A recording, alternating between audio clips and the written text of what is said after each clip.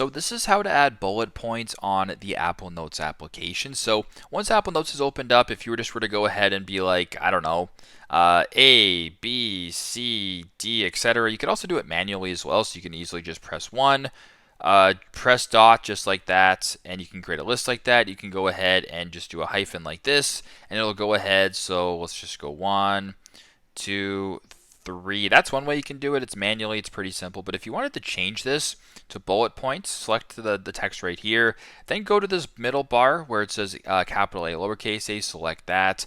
Then under formatting right here in the bottom left, a bunch of different options. Just select on whatever bullet point you want.